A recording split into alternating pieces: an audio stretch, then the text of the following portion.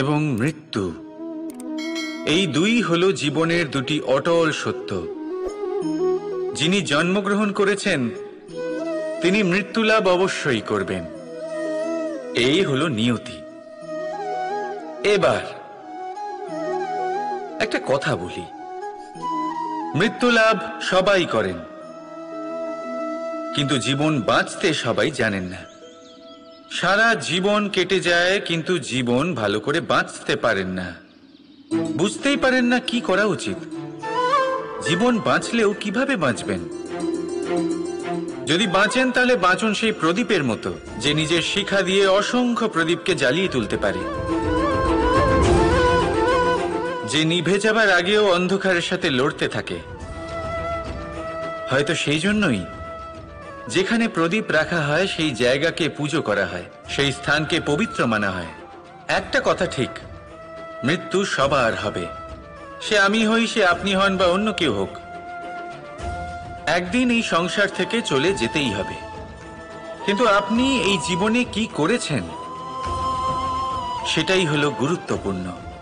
আর যিনি জীবন বাঁচতে শিখেছেন তিনি মৃত্যুর পরেও জীবিত থাকেন, তিনি অমর হয়ে যান। আপনিও এটাই করুন আর আমার সাথে ভালোবেসে বলুন, রাধা রাধা। সকলে বলেন এবং আমিও বলি যে মানুষ যেমন সঙ্গে মেলামেশা করেন সেরকমই তার স্বভাব হয়ে যায়। এ হলো সত্য, কিন্তু এটা হলো অর্ধ সত্য। হ্যাঁ, বৃষ্টির ফোঁটা যখন সাপের মুখে যায় তখন তা বিষে পরিণত হয়, তাই যখন ঝিনুকের মধ্যে যায় তখন তা মুক্তোতে পরিণত হয়। কিন্তু কোনো ব্যক্তির স্বভাব, এ হলো অত্যন্ত গুরুত্বপূর্ণ।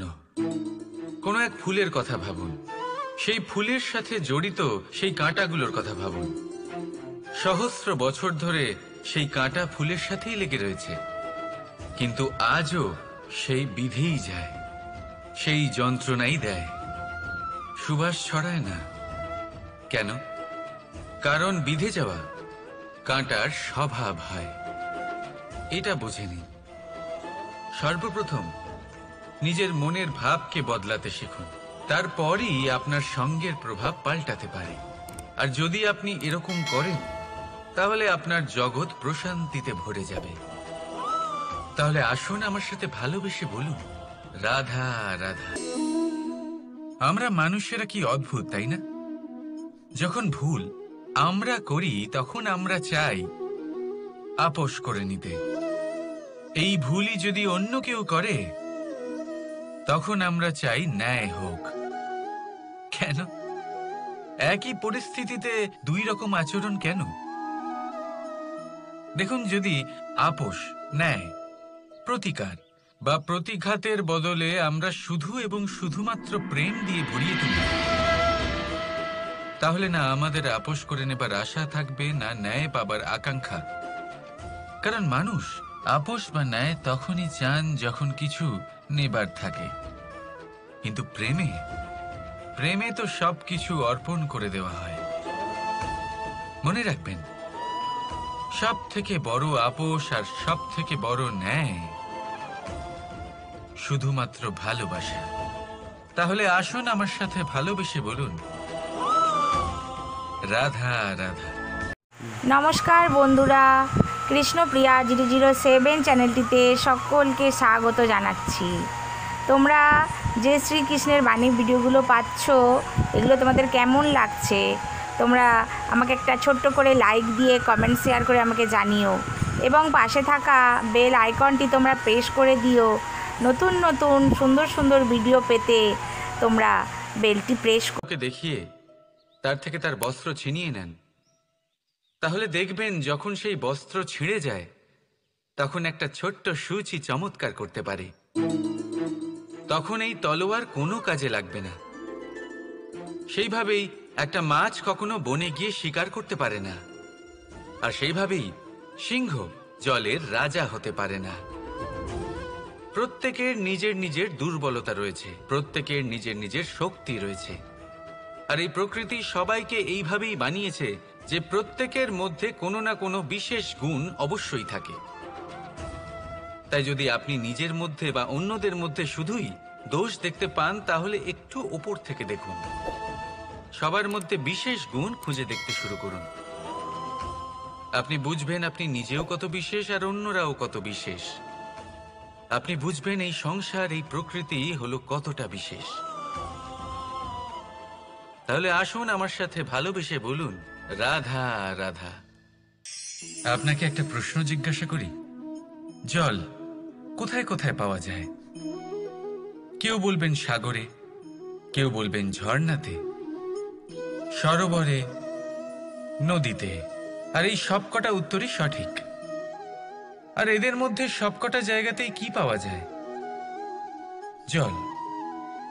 ঠিক সেইভাবেই মানুষের যে কোনো স্বরূপই হোক না কেন, তাতে বাস করেন স্বয়ং পরমাত্মাই। সেই পরমাত্মা যিনি ভালোবাসার বাণী শুনে থাকেন, ভালোবাসার ভাষা বুঝতে পারেন, তিনিই জানেন। এবার সে মাতা দেবকী হোক বা মাতা যশোদা, এই যাত্রা তো শুধুমাত্র মমতার। এবার সে রুক্মিণী হোক বা রাধা, যাত্রা সেই ভালোবাসারই। তাই শুধু ভালোবাসার উপরে মনোনিবেশ করুন, নিজের ব্যবহার প্রেমময় করে তুলুন। আপনার প্রত্যেকটা সম্পর্ক, প্রত্যেকটা বন্ধন পবিত্র হয়ে উঠবে। তাই আসুন আর আমার সাথে ভালোবেসে বলুন, রাধা রাধা। অনেক সময় মানুষ অতীতকে দেখেন আর তখন অহংবোধে পরিপূর্ণ হয়ে ওঠেন। কখনো বর্তমানের দিকে তাকান, ভবিষ্যতের দিকে তাকান আর পরিতৃপ্তিতে ভরে ওঠেন। কেন বুঝতে পারেন না একটা সহজ কথা? এই যে সৃষ্টি, এই সৃষ্টি হলো একটা বড় চক্র, যা বারংবার আপনার কাছে ফিরে আসবেই। কঠিন থেকে কঠিনতর পরীক্ষায় আপনাকে নিযুক্ত করবে, যাতে আপনাকে উত্তীর্ণ হতেই হবে। যা কাল ছিল তা আজ নেই, এটা সবাই জানেন। যা আজ আছে তা হয়তো কাল থাকবে না, এটাও আপনাকে মেনে নিতে হবে, তাও আবার হাসি মুখে। শান্ত থাকতে শিখুন আর কখনো এই মনের মধ্যে অহংকার উৎপন্ন হতে দেবেন না। হতে শিখুন সেই হিমবাহের মতো। হয়তো এই জন্যই এত শীতল থাকে, কারণ ও জানে গতকালও জল রূপে ছিল, আজ বরফ রূপে হয়তো আছে, কিন্তু কাল পুনরায় সে জলেই পরিণত হবে। নিজেকে শান্ত রাখুন। হয়তো আজ আপনি সাফল্যের শিখরে আছেন, হয়তো বা নেই। আপনাকে প্রত্যেক দিন অবশ্যই দেখতে হবে। শুধু নিরন্তর প্রচেষ্টা করতে থাকুন, প্রত্যেক পরিস্থিতির জন্য তৈরি থাকুন আর একে ভারসাম্যে রাখতে শিখুন। আপনার কাল হোক, আজ হোক বা আগামীকাল, আপনার ভালো দিন হোক বা খারাপ দিন, সব পবিত্র হয়ে যাবে। তাহলে আসুন আর আমার সাথে ভালোবেসে বলুন, রাধা রাধা। আপনি কখনো ময়ূরকে নৃত্য করতে দেখেছেন? কথায় আছে যে যখন ময়ূর নৃত্য করে তখন তার চোখ থেকে অশ্রু ঝরে পড়ে। সেখানেই অন্যদিকে আছে হাঁস। কথায় আছে যে এরা নাকি মৃত্যুর সময়ও কলরব করে, অর্থাৎ গান গায়। হয়তো সেই জন্যই মুক্তোর দানা হাঁস খুঁজে পায়, ময়ূর পায় না। এর একটাই সারমর্ম, জীবনে আপনি যে কাজই করুন, সে বড় হোক বা ছোট, প্রসন্নতার সাথে করুন। মনে কোনো তিক্ততা নিয়ে করবেন না, তাকে কষ্ট দিয়ে করবেন না। যদি এই বিষয়ে আপনাকে কোনো উদাহরণ দিই, তাহলে বলি একজন চিত্রকারকে দেখুন।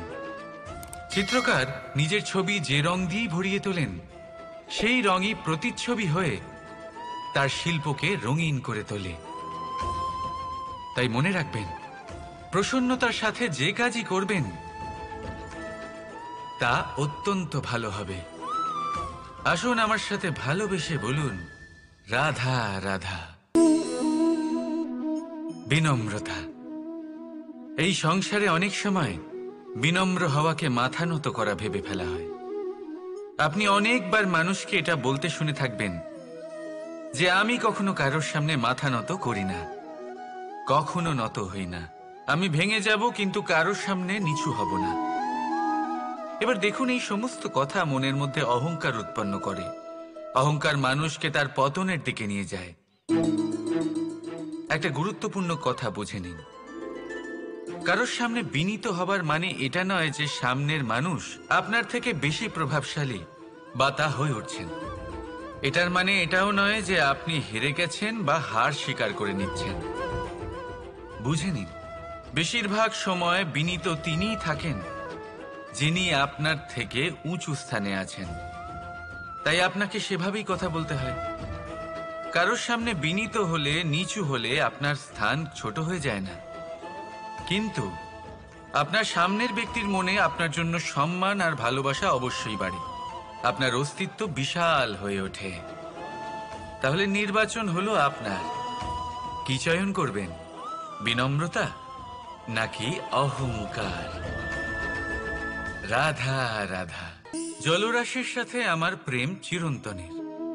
তা সে মথুরার যমুনা নদীই হোক বা দ্বারকার সমুদ্রই হোক।